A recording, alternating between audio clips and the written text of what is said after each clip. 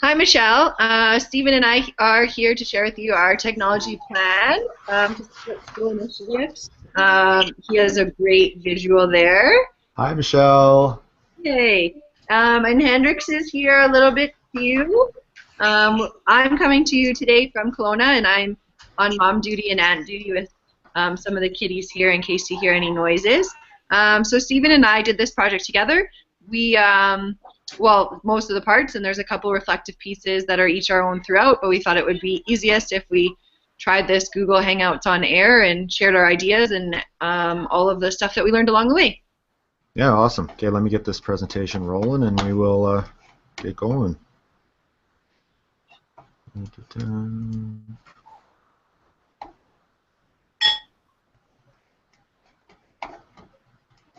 All right. Awesome. Take it away. Perfect. So our technology plan to support school improvement initiatives, obviously we looked at the Hunting Hills stuff and the Red Deer Public Schools stuff along with the that technology policy framework.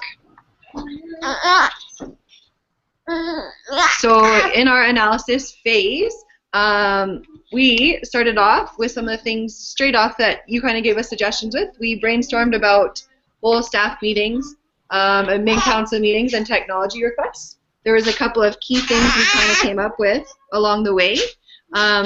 So just a quick overview, that was that our school has lots of technology, but maybe not everyone knows how to use it or uses it at all. That we didn't want them to lose any of their time. We want to help save time.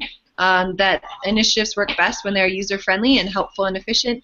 And then finally, we want to make the people in our building, the stakeholders, familiar with it so that they can integrate it seamlessly in their day-to-day practices.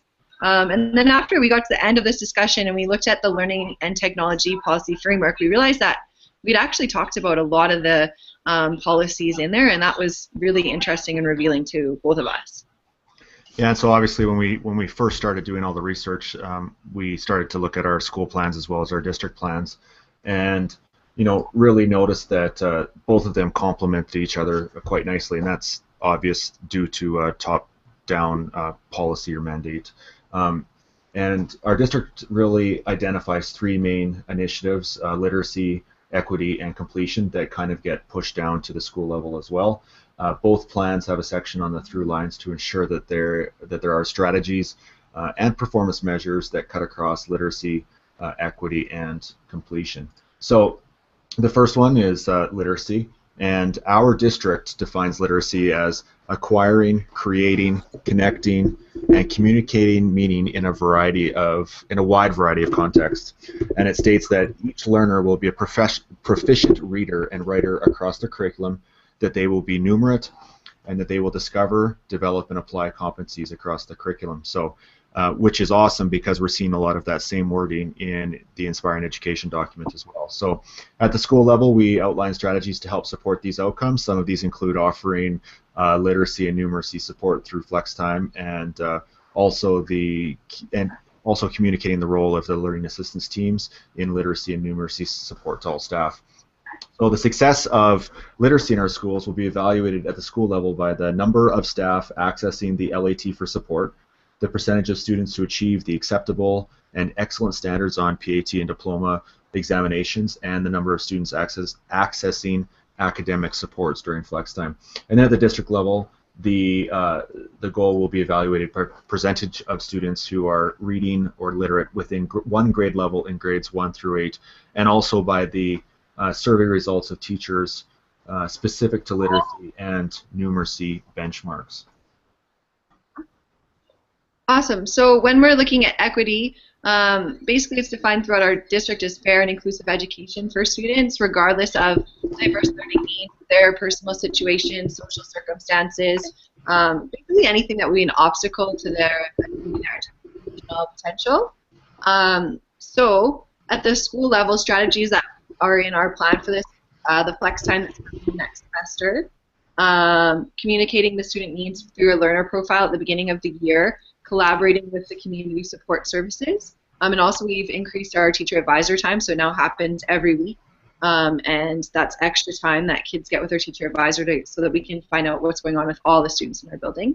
The success of this at the school level would be how many kids stay or withdraw from our school, the amount of kids participating in the different flex offerings, and then again, survey results specific to equity and inclusion for students. At the district level, some of the same stuff with surveys, but as well just the percentage of students and teachers engaged with the LAT model that Stephen talked about, and again, also the number of teachers self-reporting that they incorporate differentiation instruction strategies. Yeah, so completion is the last one that you see there in front of you now, and it's basically creating life changes for students by having them complete high school so that they can transition to lifelong learning, careers, and active citizenship, which there's a lot of buzzwords there again from Inspiring Ed and the ministerial order. At the school level, we'd be helping this happen with our flexible opportunities, the personalization of the high school experience, Inspiring Ed, and curriculum redesign and high school redesign kind of drives a lot of this stuff, and we're really hopeful that when we bring in this flex, it'll provide lots of opportunities for our students. We also have some post-secondary partnerships that we hope to expand upon. So the success for this obviously would be attendance during flex time and in other classes. If students maybe have a break in the day, they might not miss as much class time. And then also their enrollment in like dual credit courses where we're partnered with the college or other post-secondary.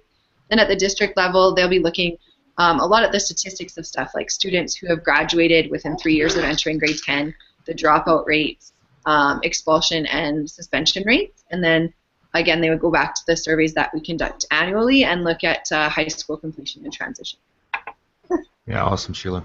So, you know, when we started to look at technology implementation both at the district and at the school level, we were left with a pretty major gap in that there wasn't a lot of talk in either our 3-year plans for the school or for the district about technology. So that was a bit of a challenge for us. Neither of these plans really broke down into specific strategies that detail the infusion of technology as outlined by the Learning and Technology Policy Framework. However, we think it is important to note that you know, this doesn't mean that there isn't technology initiatives within our district. There's lots of them, and in fact, I sit on the newest tech committee, which is looking at restructuring our IT department. It's just that they don't currently reside in the school or district 3-year plans. And you know, I do want to a quick side note is that certainly this was something that I shared with that committee and something that I think will become a district priority starting next year. So, which is important because I really think that we need to start talking about technology as something more in education than just tools. Awesome. So, kind of as Stephen laid out there, our gap then really wasn't a gap, but kind of a huge void. So we kind of felt ourselves like at a fork in the road trying to decide what to do. So again, we came back to that learning technology and policy framework that we saw in the beginning of our discussions, and we looked at 2 places that kind of became clear for us of areas of interest, and that was policy direction 3, professional development, and 4, leadership. And then we looked at the need for technology assistance in our school level, and we narrowed in on that policy number 3, just so that we could look at the idea of develop, maintaining, and applying knowledge, skills, and attributes that enable the use of technology effectively, efficiently, both in learning and teaching for our building. Since our plans, like Stephen said, kind of lack technology in them, we felt that this would be great to explore in our building and see how it grows and what happens as a result of it.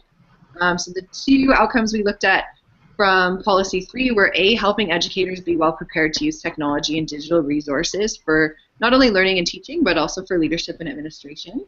And then using technology to design personalized, authentic, student-centered learning opportunities. And again, this was to help us meet those diverse needs and interests of our students. And so from there, we began building our survey together. Yeah, and so when we started to develop the survey, we had you know, some main ideas and centered our questions around these 3 ideas. The first was we needed to make sure that everybody was prepared to use the technology that we were going to implement. Either they had access to it, or they had the ability to attend whatever professional development that might be. Second was we needed to meet the diverse needs of all of our students, which in this case would be staff. And as we all know, in a staff of 75 to 100, you are going to have a very diverse range of knowledge. So how could we connect with and how could we benefit those weaker staff members, but at the same time possibly empower the stronger ones as well. And then third, we wanted to make sure that we were offering broad and diverse professional growth opportunities to effectively and efficiently use technology and make sure that they feel supported in the learning and adopting of new technologies within our building.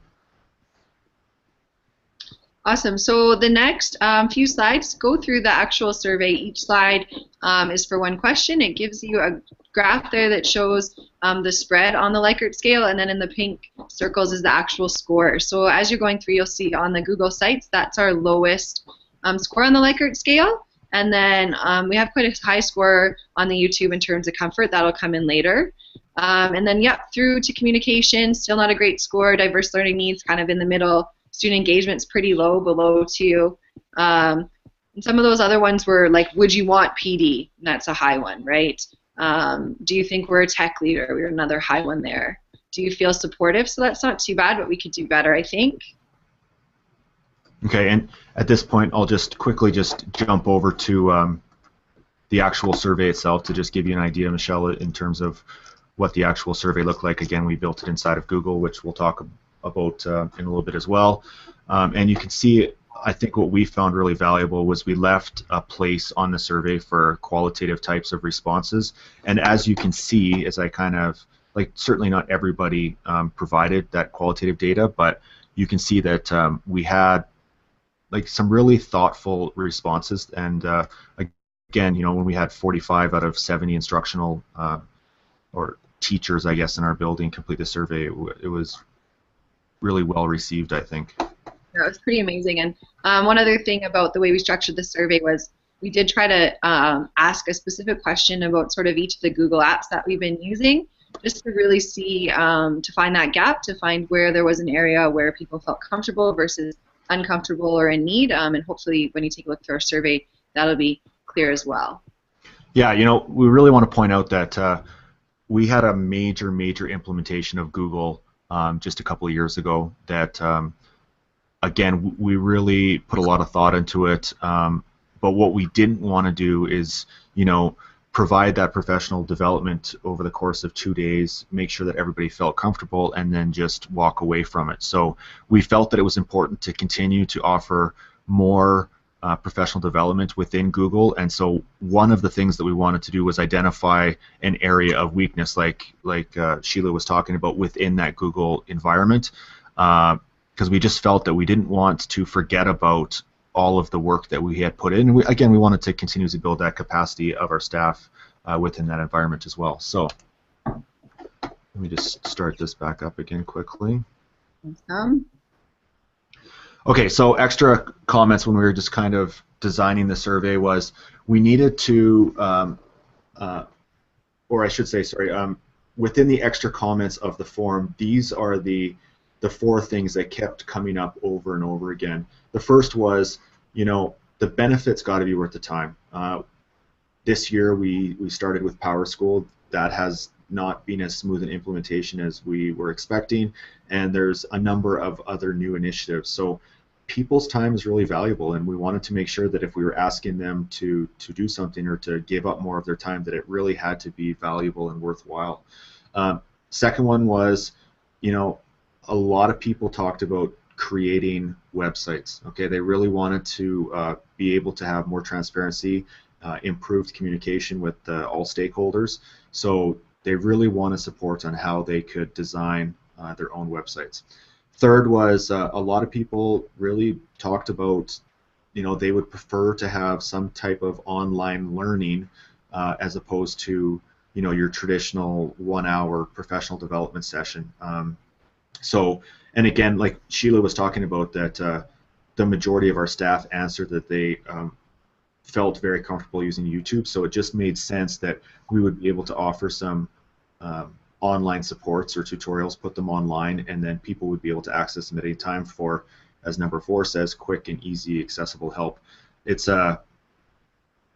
really I think our teachers, I've been doing YouTube videos for our school for a couple of years now, and I think teachers really appreciate them because they are able to access them at any time, and they can pause and rewind and move it and work at their own pace without feeling like they're holding the other people up in a traditional professional development setting. So, yeah, it's been good, really good.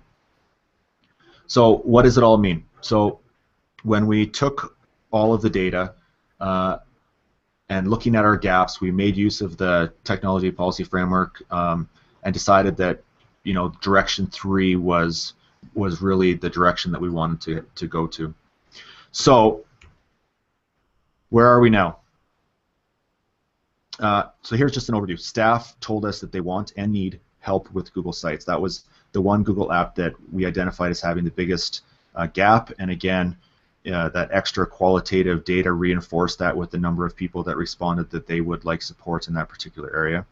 The second one, which I briefly touched on, was that staff feel very comfortable using YouTube, so that was just a nice segue into providing those online resources. Third, staff do not generally use Google Apps to communicate, which we thought was quite unusual because, between Google Calendar and Gmail, those are two of the most powerful communication apps we use, but they're not using them effectively or efficiently to communicate with all stakeholders. And then finally, staff do not use Google Apps to increase student engagement. Okay, so where do we want to be? Well, we want our teachers to be able to develop their own websites, to be able to put all of their resources online to improve communication and transparency with students, parents, and all stakeholders. Okay, but we also want to ensure that when our teachers are creating these sites, that there is going to be some consistency from one site to the next to not only make it easier for the parents to navigate around, but also to ensure that again, we do have some of those common elements that are kind of mandated on the sites, such as contact information and a really short biography or something like that. And then we also, again, it's about building capacity. We wanted to figure out a way that we could build capacity within our staff in an efficient and effective manner. All right, so just getting a little bit into the reflective side of it.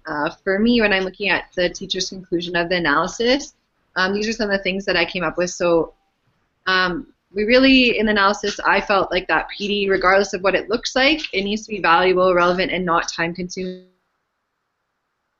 From what I've been hearing, especially this year, it's been tough for a lot of people out there. We want to make their lives better and easier. So we found that gap in Google Sites, and we want to help them communicate and engage, which is relevant and valuable. Technology that is not intimidating. I've said this to Stephen before. When we first rolled out websites a few years ago, I hate to admit it, but I totally avoided it like the plague because it was so hard. For me personally, I was intimidated by the technology. I didn't really know, and I didn't feel supported. And sometimes you're afraid to ask for help. I love a YouTube video because you can look it up, right? That's that you don't have to admit you don't know it, and you can learn it fast. And so it wouldn't be scary for teachers. Decreasing that workload. So yeah, initially there'll be some workload starting a website and all that, but once it gets going, it's a great way to communicate. My husband used his Google site through the school this year that he developed for coaching, and it was great for volleyball season. He just threw up all of his draws up there, and kids and parents went on there and would send him messages saying, hey, thanks, this is so great. And he's using it for his Phys Ed 30s next semester, and he's been saying that it's been working really good at saving time, so that's pretty awesome. And he can access it from any device, which is even better. So then finally the last thing is just closing that gap on the Google App knowledge to benefit yourself and students. I think that if we know how to use these things, we can use them seamlessly, and it makes us feel more comfortable, and it benefits everybody. All the stakeholders could really benefit from, we hope, hopefully, the initiative that we're looking at here. Okay, and so, from the administrator side of the equation, this type of initiative or model, it's awesome because it's for the first time really following and including the learning technology policy framework in some of the decisions that we're making at the school level. Second is it's really incorporating the vision of inspiring education, and hopefully by us modeling the values and vision to our staff, that will have a trickle-down effect to the students. I really truly believe, and I can't emphasize enough, like how valuable I think time is, and so if we can provide ongoing professional development to our staff without having to schedule that traditional piece of time, and they can find time here or there to do little parts, I think is extremely important. And then, you know, finally, I personally believe that this is a really simple system that anybody, regardless of their knowledge or you know, how well they are able to incorporate technology, anybody can be successful with the design that we've kind of put in place here. So again, I truly believe that we're meeting the needs of all of the learners here. All right, so then we, after identifying the gap, moved into the design phase. We've kind of already talked about a few things when we said where we want to be. Once we identified that gap, we kind of just started brainstorming ideas, and that's where we got to it. Then next thing we kind of want to look at with you is our flow chart that we created on Lucidchart, the app that you sent us to use. I was super impressed with how it worked. We were both really happy with all that we could do there. We'll just highlight a few things here because there's quite a bit there, but starting in the middle is our analysis. We identified policy 3 of our direction as a result of the analysis we just took you through. And then there's 3 green boxes around the outside, and those are the 3 things we wanted to address within policy 3. We kind of broke it down into 3 things that were important from us, and then grew them from there. So basically it all grows out to the idea of increasing that Google app knowledge, increasing communication, and some sort of technology PD. Everything basically terminates into those orange boxes with the idea of Google site templates and YouTube instructional videos. And the reason we went there, which we've kind of already mentioned before, is just that ease, how we can make things work. It's user-friendly, it's less intimidating. So this is our design process that we went through. You'll notice there on the screen, you're looking at just the other orange ones there. I'm pointing at the screen because I don't even realize that you can't see what I'm doing. But we did add in a couple of contingency plans within our flowchart, and I think when we get back to the presentation, Stephen will talk a little bit more about those as well. Okay.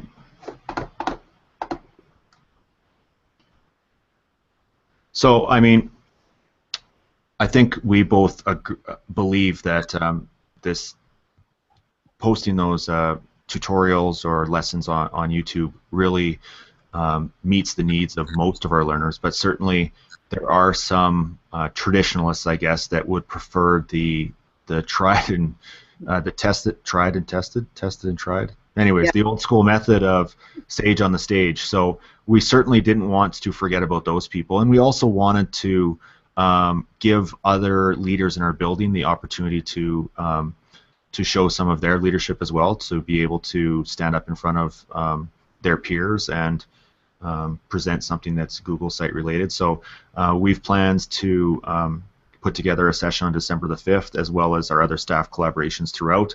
Just a little bit of background information: our district has one staff collaboration day a month. The mornings are usually devoted to in-house administrative tasks, such as department meetings and staff meetings, and in the afternoons you can either collaborate internally or externally. But we have also always included kind of an unconference session where we set up internal sessions that are teacher-led on a variety of different technologies, instructional strategies, anything. So, yeah, I think the point that we're trying to get here is that Google Teacher Sites is going to be one of those ongoing unconference type of sessions that is going to be happening for the foreseeable future.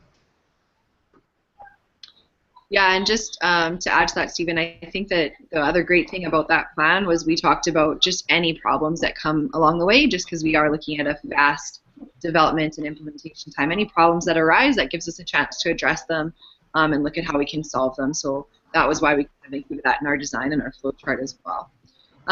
So finishing kind of out just the design phase, looking at it, conclusions that I had for the teacher's perspective was this is all access PD. based on how we've done this plan, that anyone can access kind of at their leisure, time that's best suited on any device wherever you are, and that works well because we all have such different schedules, and we, you know, sometimes want to do different things during our prep during the day or in that collaboration time, and then you have some choice.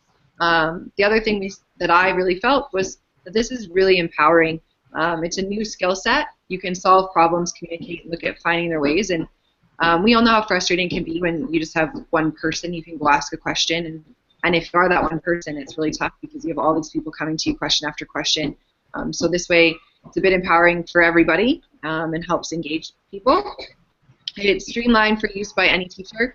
So someone like myself who's feeling more and more comfortable, I might not need to watch all the videos, but someone who is less comfortable could sit down and watch them over and over again or pause as they go through step by step. So I really like that. And no one will feel like their time's being wasted. And then just that convenience in referencing and referral when editing or changing. Sometimes we forget when we learn something. You hate it when you get a PD and you learn something so valuable, and then you go back and you try and do it, and you're like, I forget what that guy said. So you can go back to the YouTube video, find it, and use it whenever you want, and even share it. That's such a fantastic thing. You can send this to anyone that might need it, and it's out there to help other people, which really helps with that. That's total inspiring ed, right? We're sharing, we're student-led. It's pretty awesome. Okay, so again, administrator perspective, you know, it really empowers teachers, encourages leadership and initiative, that whole, again, the building of capacity, makes use of many forms of tech as long as you can access the Google Apps environment.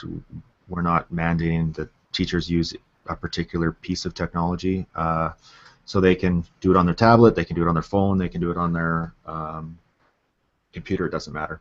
And then I think the big one for me is it seamlessly integrates technology into our day-to-day activities, right? We are communicating with our stakeholders on a daily basis within the Google environment, so let's figure out another way that we can try to tie another one of our services in with that. Like, one of the things that's always been a frustration is you know, having 6 different services that we're all having to access, so we're trying to get as many into the Google ecosystem as we can.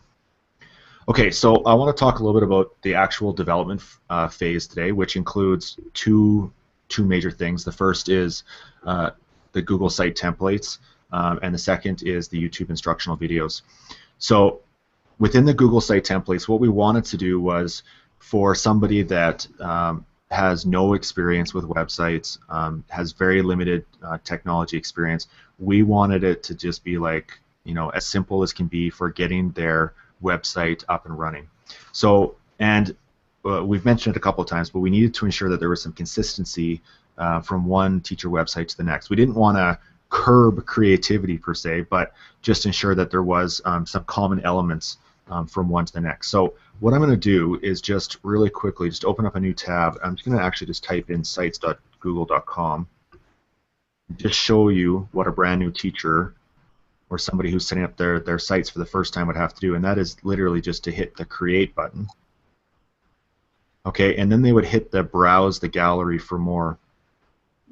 And within our district, if they scroll all the way to the bottom, okay, there's going to be 2 Hunting Hills teacher site templates. Now, Sheila and I designed both of these, and they have those common elements. So let me just select the first one, just as an example, and I'm going to hit Select.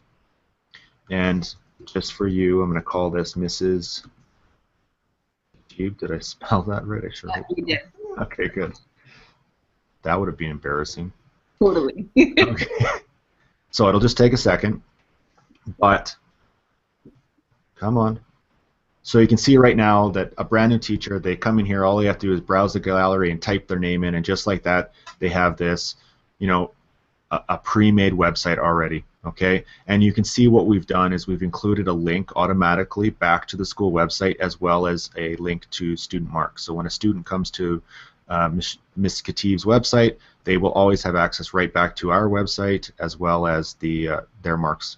And then you can see the home page becomes the introduction biography, and then we have the contact information here. And the very first video that we sent out is exactly this, how we get this all set up and how we change these first 2 elements. Okay, and so it's basically that easy. And now the other portion is, if I just head over to YouTube quickly.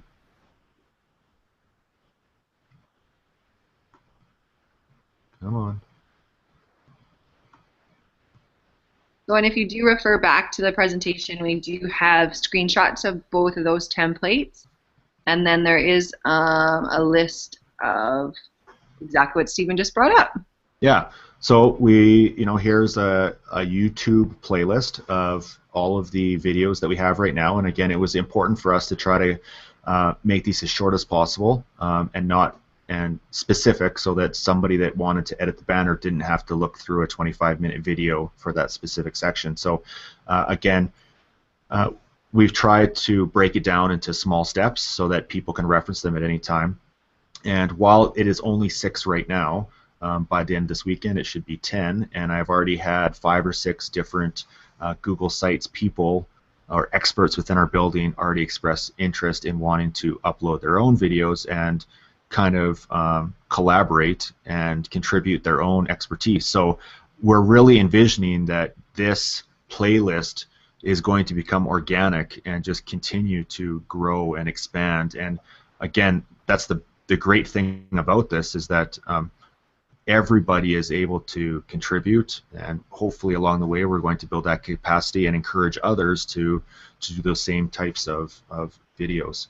The other thing that I want to talk about too is that this is our hub. Every teacher in our building, this is their home page. When they open up any browser, we've got it set up so that it comes here. So regardless of, again, how comfortable they are with technology, under the staff pickup we have placed a teacher website tab that they can come in here and click on that, and then all of our videos from the playlist have been embedded here. So teachers will be able to find this very quickly. They don't have to know, they don't have to bookmark it. It's already on the hub, nice and easy to find. So people are definitely really appreciating that. So let me just come back in and get this going again.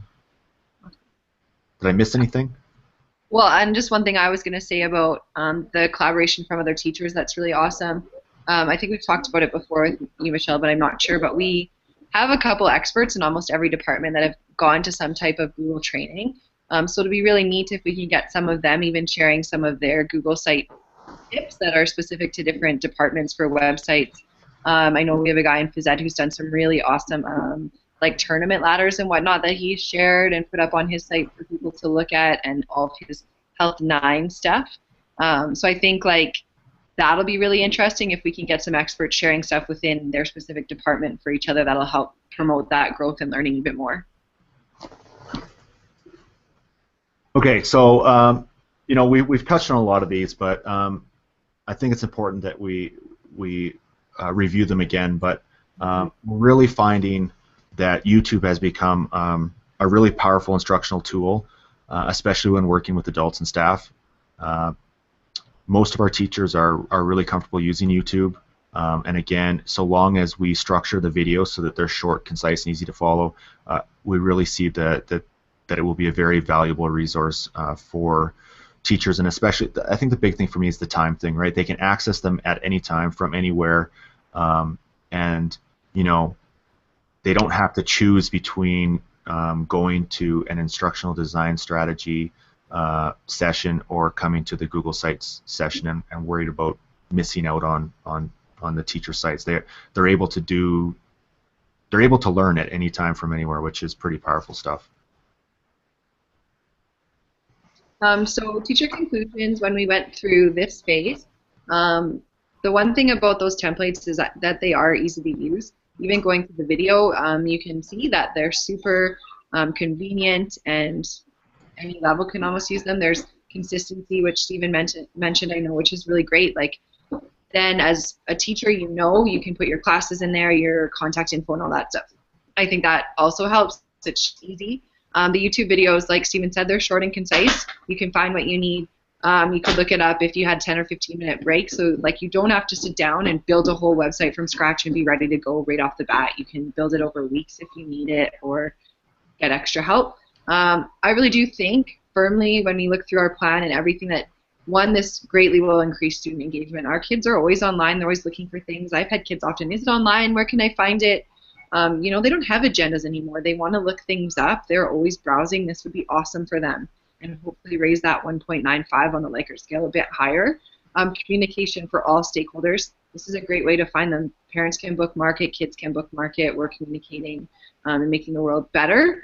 And then that diverse needs of learners. You can put anything on there. Stephen told me teachers were talking about on their website, like having their own videos they can make to put on there. I know coaches put sporting videos or tips on there, you know, or like blog type entries. Even Michelle, you've shown us some awesome stuff that you've used with your different learners through your website, and I'm hopeful that our school can grow towards those ideas as well.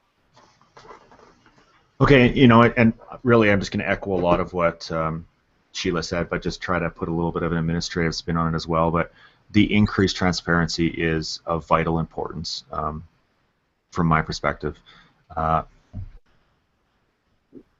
Kids are uber connected, and there's no reason why, you know, our lessons and our assignments and our quizzes, all that stuff is not online for everyone to access, so that nobody's in the dark. Okay, and the second one is always, you know, we're always trying to figure out ways that we can build capacity within our staff. I truly believe that this type of model certainly is going to do that.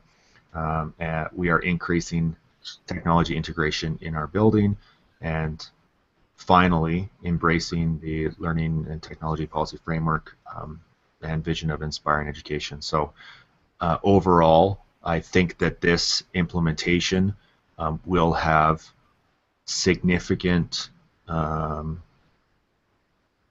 what's the word I'm looking for? Impact? Yeah, that's a good word. I really truly believe that we're going to see a lot of positive things come from this implementation.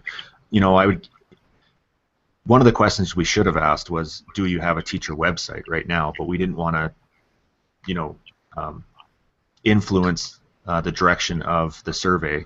But I would guess that probably 40% of our teachers have a teacher website, and I'm guessing after this implementation, we're probably looking at 70 to 75 within the next 6 months, which is a really, really encouraging sign. And you know, once we make that jump from 40 to 75, then the 25% become the have-nots, and that almost like peer pressure, generally speaking. Well, but it's true to an extent, right? Like, you know, you're sitting beside a colleague who's putting all their stuff online, and the kids are talking about it, and you haven't done it.